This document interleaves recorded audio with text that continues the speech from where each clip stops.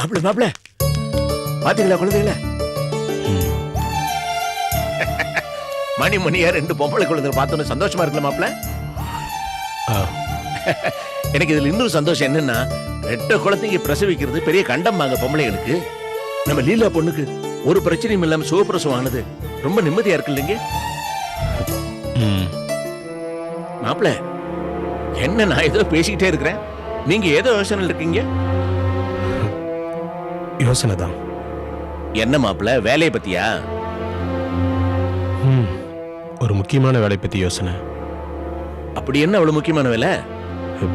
ஏஜென்ட்ல இருந்து போனு, மதுரைக்கு போகணும். நான் போய் டீலர் பார்த்து பேசணும். அப்படியா? எப்ப போன? இன்னைக்கே போகணும். இன்னைக்கேவா மாப்பிள்ள? இப்பதான் போன எப்ப வருவீங்க? 2-3 நாள் ஆகும். 1 வாரம் கூட ஆகலாம். 1 வாரமா? என்ன குழந்தை பிறந்துக்குது, மத்த வேலையெல்லாம் கவனிக்க வேணாமா? பிறந்த 2 பொண்ணுங்களாச்சே, பொறுப்பு கொஞ்சம் ஜாஸ்தி வந்துருச்சு. சம்பாதிக்கிற சம்பாத்தியம் பத்தாதில்ல. என்ன என்ன சொல்றீங்க? குழப்பமா இருக்குதே. இல்ல மாமா, நான் என்ன சொல்றேன்னா, பிறந்த 2 பொண்ணுங்கன்னு ஒண்ணு கவலை வந்துருச்சு. இனிமேல் நிறைய சம்பாதிக்கணும்ல. அது வாஸ்தவம் தான். அதுக்காக குழந்தை பிறந்த உடனே ஓடுவாங்க. அது சரிதான். ஆனா ஏஜென்சியும் முக்கியம், சம்பாத்தியமும் முக்கியம். பிறந்த 2 பொண்ணுங்க தானே. நான் வரேன். ரவி, டேய் ரவி, ரவி, டேய் டேய். என்ன என்னடா நீ பாட்டுக்கு அப்படி திடுதுப்புன்னு கிளம்பிட்டா? அப்படி அதான் பேசிட்டு இருந்ததை கேட்டுட்டு இருந்தீங்களே. ஏஜென்சி விஷயம், மதுரைக்கு போறேன். டேய், டெலிவரி ஆன பொண்ணை இப்படியே விட்டுட்டு போனா என்னடா அர்த்தம்? வேலையா தானே போறேன். அர்த்தம் இல்லாம பேசுறீங்க. தெரியும்டா, தெரியும். நீ எதுக்காக போறன்னு எனக்கு நல்லா தெரியும். சத்தியமா சொல்றேன்டா, நீ திருந்தவே மாட்ட. டேய், ஆஸ்பத்திரி செலவுக்கு பணம் வேணும். பணம் கொடுத்துட்டு போ.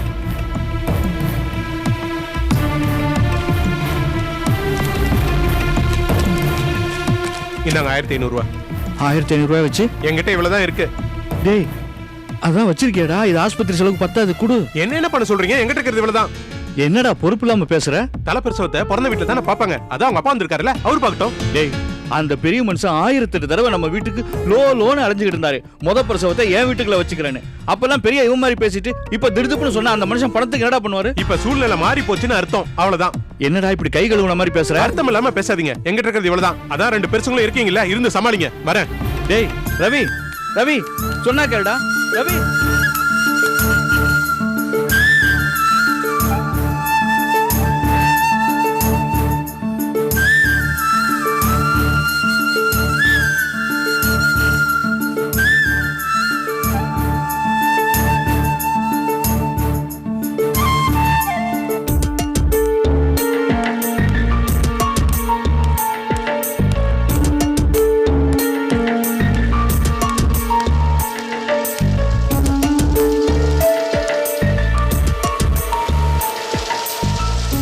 போஸ் வா.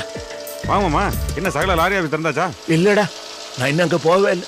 அதுக்குள்ள என்னெல்லாமோ நடந்து போச்சு. என்னமாமா, எதுவும் பிரச்சனையா? பிரச்சனை ஒண்ணும் இல்லடா, நல்ல செய்தி தான். நம்ம லீலா பொண்ணுக்கு 2 குழந்தை பிறந்திருக்குதுடா. 2 குழந்தையா? 2 பொண்ணு. அப்படி போடு தாக்கு. லீலாவும் குழந்தையும் நல்லா இருக்காங்கல்ல? நல்லா இருக்கிறா. ஆனா அவ 2 குழந்தை இல்லையா, கொஞ்சம் கஷ்டப்பட்டா. நான் வேறொரு அவசரத்துல வந்திருக்கிறேன். என்னமாமா? அது ரவி மாப்பிள்ள ஏதோ அவசரத்துக்கு மதுரை போயிட்டாரு. ஆஸ்பத்திரிக்கு பணம் கட்டினேன். சம்பந்தி ஐயா கையில இருக்கிற பணம் பத்தாது. ஒரு 10,000 தேவைப்படுது. அவ்வளவுதானே. சரி வாங்க, உள்ள எடுத்து தரேன். இருக்குதா? வாங்க.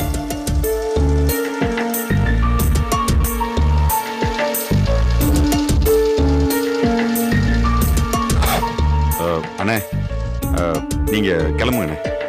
என்னண்ணே இருங்க பணம் தரேன்னு சொல்லிட்டு இப்ப கிளம்ப சொல்றீங்க? உங்க முதலாளிக்கு நான் ஃபோன் பண்ணி சொல்லிக்கிறேன். ஒரு அவசர தேவைக்கு பணம் தேவைப்படுது. நான் ஃபோன் பண்ண நீங்க வாங்க. சரியா? சரிங்கண்ணே. இந்தாங்க மாமா. சரி மாமா, நான் தனத்தை கூப்பிட்டு நான் நேரம் ஆஸ்பத்திரிக்கு வந்துடுறேன். விஜய்க்கு சார் நான் ஃபோன் பண்ணி சொல்லிடுறேன். சரியா? சரி, நான் மாணிக்கத்தை பார்த்துட்டு ஆஸ்பத்திரிக்கு வந்துடுறேன். சரி மாமா. சரி, நீ கிளம்புங்க.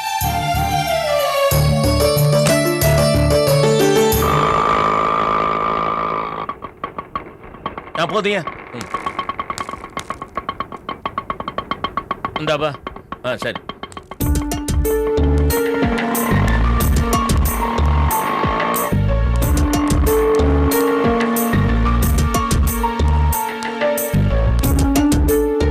ஐயா நீங்க யார பார்க்கணும்?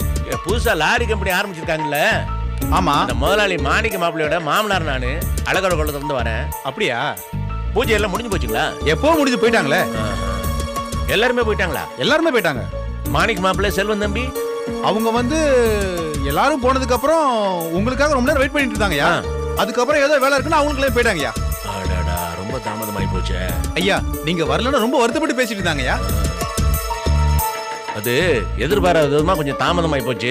நான் போய் வீட்டுல போய் பாக்குறேன். வந்தா நான் வந்தா சொல்றீங்களா? சரிங்கய்யா. நன்றி.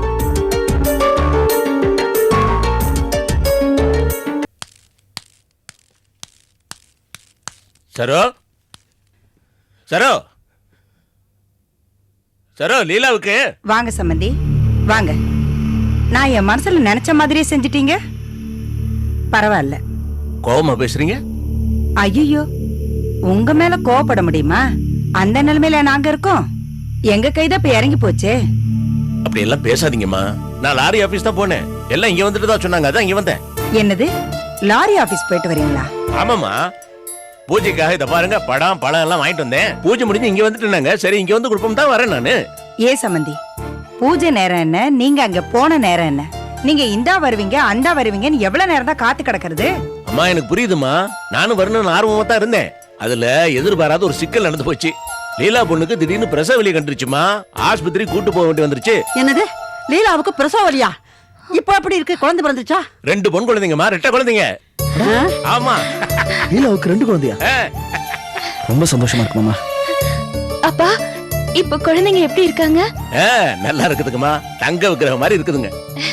ஐயா, தல பிரசவம் குடும்பத்துல ஒரு பொட்டப்பிள்ளை பெற்றானே நல்லதும்பாங்க. இந்த பொண்ணு விக்கிரகம் மாட்டா 2 பொட்டப்பிள்ளைய பெற்றிருக்காண்டா. குடும்பத்துக்கு அவ்வளவு நல்லதுன்னு வச்சுக்கோங்க. ஆமாம்மா. சம்பந்திம்மா, எனக்கு வரதுக்கு தாமதம் ஆனதுக்கு காரணமே இதுதான். சம்பந்தி, 2 பேத்திங்க ஒரே நேரத்துல பிறந்தது சந்தோஷம்தான். பின்ன இல்லீங்களா? இருந்தாலும் போஸ் கடத்திறப்பு விழா தானே உங்களுக்கு முக்கியமா போச்சு. அங்க இருந்து அப்படியே லீலா பாத்துட்டு தானே இங்க வரீங்க. நாங்க எப்போ 2ஆம் பட்சமா தானே இருக்கோம். அம்மா, நீங்களா எல்லாத்தையும் கற்பனை பண்ணிட்டு பேசுறீங்கம்மா. எனக்கு அந்த மாதிரி எந்த வித்தியாசமும் கிடையாது. இங்க பாருங்க, நான் சொல்றதா சரி. நீங்க நியாயமா சொல்ல போனா யாரோட வீட்டு விசேஷத்துக்கு வந்திருக்கணும்? மா, அவர் 2 விசேஷத்துக்கும் போன தரமா முயற்சி பண்ணிருக்காரு. ஏதோ முடியாதனால வர முடியல. டேய், என்னடா பேசுற? நாம வெளி சம்பந்தம். என்னதான் இருந்தாலும் போஸ் இவருக்கு மச்சன. அதுலயும் அவன் மருமகன் இல்ல, என் மகன்ல வேற சொல்லுவாரு. அம்மா, அதுல சந்தேகமே இல்லம்மா. போஸ் என் மகன் மாதிரி தான். அதான் உண்மை வந்துருச்சே. இப்ப நான் உங்களை ஒண்ணு கேக்குறேன். மகன் வீட்டு விசேஷம் முக்கியமா இல்ல மருமக வீட்டு விசேஷம் முக்கியமா? இத பாருங்கம்மா, எனக்கு எல்லாருமே ஒண்ணுதான், வித்தியாசமே கிடையாது. ஓஹோ, ஏன் எங்க வீட்டு விசேஷத்துக்கு முதல்ல வந்திருக்க வேண்டியதானே? ஏன் வரல? அந்த வீட்டு விசேஷம் தான் உங்களுக்கு முக்கியமா போச்சு. அதான் அங்க போயிட்டு அப்படியே லீலா பிரசவத்தையும் பார்த்துட்டு கடைசியா இங்க வந்திருக்கீங்க. அப்ப நீங்க வித்தியாசம் பார்க்க தானே செஞ்சிருக்கீங்க. அம்மா, உங்களுக்கு விஷயம் தெரியுமா? போஸ் தான் முதல்ல இந்த முகூர்த்த தேதியை குறிச்சது. நான் தான் குறிச்சு கொடுத்தேன். அதுக்கப்புறம் தான் மாணிக்க மாப்பிள்ள போன் பண்ணி அதே முகூர்த்தத்துல லாரி ஆபீஸ் திறக்க போறதா சொன்னார். சரின்னு அதை முடிச்சுட்டு இங்க வரதா தான் இருந்தேன். நடுவுல லீலா பிரசவம் எதிர்பாராத சம்பவமா, அதனாலதான் தாமதம் ஆயிருச்சு. இதெல்லாம் சப்பக்கட்டு சம்பந்தி. உங்களுக்கு எங்க மேல கொஞ்சம் அசால்ட் வந்து போச்சு. ஏன்னா உங்ககிட்ட நாங்க கை நீட்டி காசு வாங்கிட்டோம் பாருங்க. அதனாலதான் எங்களை மதிக்காம இருக்கீங்க. மனசுக்குள்ள ஒரு இது விழுந்துருச்சு. அம்மா, அம்மா நிறுத்துமா. என்னடி, எதுக்காடி நிறுத்த சொல்ற? இவர்கிட்ட நம்ம காசு வாங்காம இருந்திருந்தா இவர் நம்மள இலக்காரமா நினைப்பாரா இல்ல அசால்ட்டா தான் நடந்துப்பாரா? ஏமா, நீ தானே போய் மாமா கிட்ட பண உதவி கேட்ட. அன்னைக்கு மட்டும் அவர் உதவி செய்யல, நம்ம இவ்வளவு பெரிய பிரச்சனை மாட்டிருப்போம். அவர் உதவி பண்ணதே பெரிய குத்த மாதிரி பேசுறியே. என்னடி, உனக்கு உங்க அண்ணன் செல்வத்தோட காத்து அடிச்சிருச்சா? நீ பேசுறதுக்கு நான் பதில் சொல்றேம்மா. என்னவோ பண்ணுங்க. அம்மா, மாமா, அம்மா ஏதோ வருத்தத்துல பேசுறாங்க. நீங்க எதுவும் மனசுல வச்சுக்காதீங்க. இல்லம்மா, நான் எதுவும் மனசுல வச்சுக்கல. அம்மாக்கு ஏதோ மனசுல பட்டுருச்சு. அவங்க தாழ்ந்துட்டதாகவும் அதனால நான் உதவி பண்றதாகவும். என்னைக்குமே நான் பணத்தை வச்சு யாரையும் எடை போடுறது கிடையாது. என்ன மாமா, உங்களை பத்தி தான் எல்லாருக்கும் தெரியும்ல. அப்பா, நீங்க சொல்லித்தான் உங்களை பத்தி எல்லாருக்கும் தெரியணுங்கிறது இல்ல. ஆனா அத்தை என்னமோ நீங்க இந்த ஃபங்க்ஷனுக்கு வருவீங்களா வரமாட்டீங்களான்னு நேத்துல இருந்தே கேட்டுட்டு இருந்தாங்க. நீங்க அதுக்கேத்த மாதிரி வரலையா, அதனாலதான் இப்படி எல்லாம் பேசினாங்க. எனக்கு புரியுது. சரி, நேரமாச்சு, நான் வரட்டுமா? அண்ணங்கிட்ட நான் வந்தா சொல்லுங்க. இந்தாங்க, இந்த பூஜைக்கு வாங்க. மாமா. புடிமா, நான் வரேன். அப்பா, லீலாவை தானே பார்க்க போறீங்க. ஆமா, அவ நல்லா தானே இருக்கா? நல்லதா இருக்கிறா. இருந்தாலும் ரெட்ட பிரசவம் இல்லையா, பலகீனமா இருக்கிறா. அதனால பாத்துட்டு போலாம். உனக்கும் பார்க்கணும் போல இருக்குமே, வரையா என்னோட? ஆமா நீ நீங்களும் மாமாவோட போயிட்டு வாங்க. அண்ணா வந்தோடனே நான் அனுப்பி வைக்கிறேன்.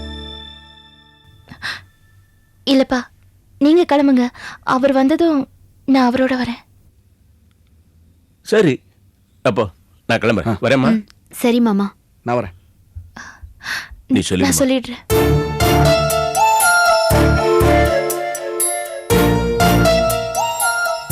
ஏனே, லீலாவுக்கு தான் நல்லபடியா பிரசவாய் ரெட்டை குழந்தை பிறந்திருக்குல்ல, நீங்க போய் பார்க்கணும்ல.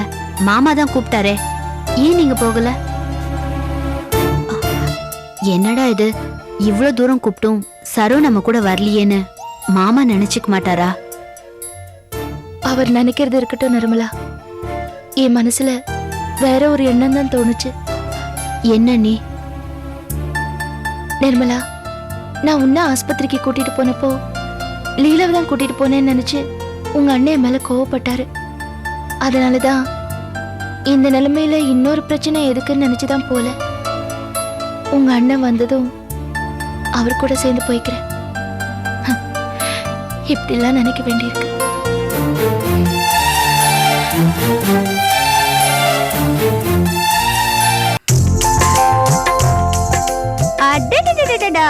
செல்லக்குட்டி, என்னடா தங்க செல்லக்குட்டி, 2 பேரும் வந்து பிறக்க போறீங்கன்னு சொல்லவே இல்ல. அக்கா, ரெண்டும் அழகா இருக்குல்ல? ஏய் பவானி, நீ அடிக்கடி சொல்வல என்னமோ பிரமாதமா படிக்கிறேன்னு. பாத்தியா, லீலா உன்னை அதுல மிஞ்சிட்டா. என்ன மிஞ்சிட்டாங்க? நீ அடிக்கடி சொல்லுவியே டபுள் ப்ரமோஷன். அதாண்டி இது. வாங்க வாங்க வாங்க. அப்பா, அண்ணே, வா கோபி. தமிழ் செல்வி. எந்திரிச்சு பேசுங்க. இல்ல லீலா கண்ணு முடிச்சு பாக்கலக்கா.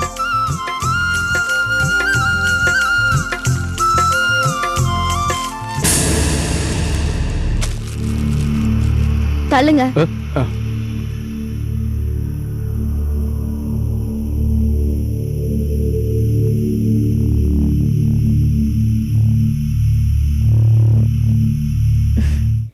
என்னடிமா? என்ன பரவாயில்லையே, உங்க தங்கச்சி கிரிக்கெட்ல டபுள் செஞ்சுரி அடிக்கிற மாதிரி ஒரே பிரசவத்தை 2 குழந்தைய பெத்து போட்டாங்க. எல்லாம் சாமியா பார்த்து கொடுத்தது கோபி. ஆமாமா, இவங்க கொஞ்சம் பலமாவே வேண்டியிருப்பாங்கன்னு நினைக்கிறேன்.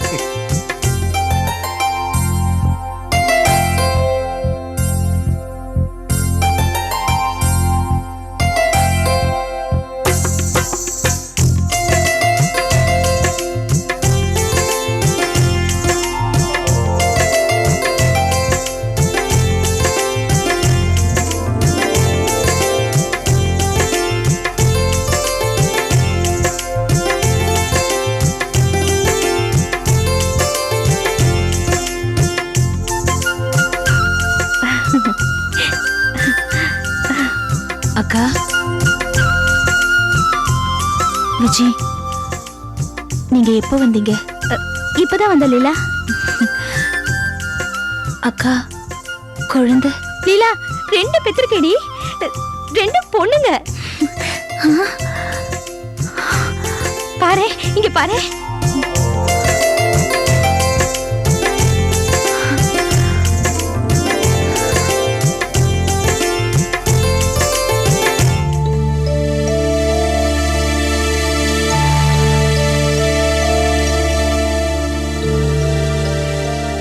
லீலா, உனக்கு 2 குழந்தை பிறந்தது எனக்கு எவ்வளவு சந்தோஷமா இருக்கு தெரியுமா?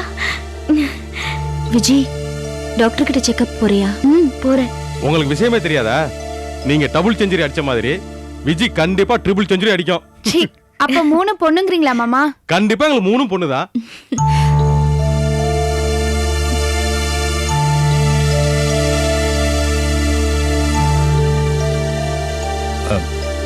ரவி வந்து ஃபேன் ஏஜென்சி விஷயமா அவசரமா வர சொன்னாங்கன்னு மதுரைக்கு போயிருக்காமா. ஏஜென்சி விஷயமாவா? ஆமாமா.